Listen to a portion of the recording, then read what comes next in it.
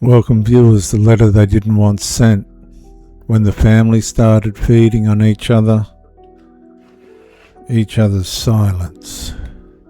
The terrifying part was not that the family stayed quiet. It was that the silence started doing to everybody inside the family. At first it looked like restraint, maturity, keeping things calm, not making everything worse. But eventually the silence stopped feeling neutral. It became active. It moved through the room. It protected some people. It exposed others. It punished the wrong person, rewarded the safest performance. And slowly the family began feeding on what nobody was willing to say. And that was when the atmosphere became spiritually and psychologically starving in a deeper way. People needed closeness but withheld honesty. Needed reassurance but traded in suspicion. Needed peace but refused truth.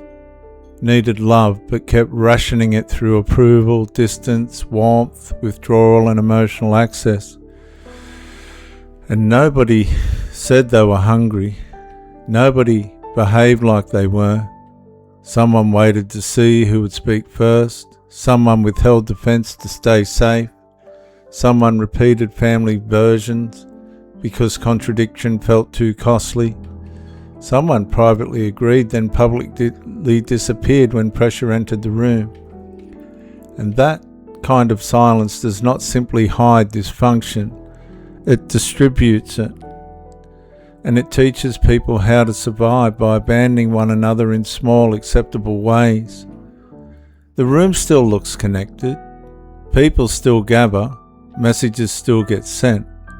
But underneath, trust starts thinning.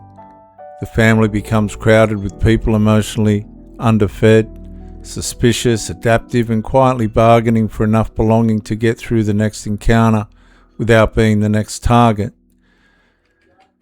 And the ceiling fan sounds louder than the conversation again. Someone smiles while withholding truth. Someone offers kindness that costs them nothing.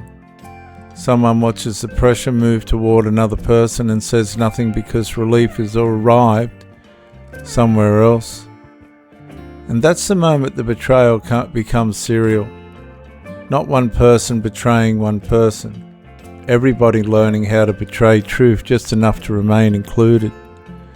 And eventually the letter begins forming with a different weight. It's no longer only carrying accusation.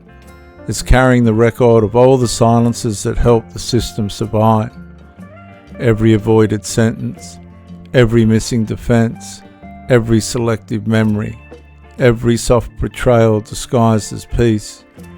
And the letter becomes the place where silence loses its ability to pretend innocence. Because by the time it's finally sent, the person's no longer only exposing what was done loudly.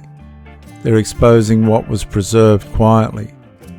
And the family did not collapse because truth was spoken.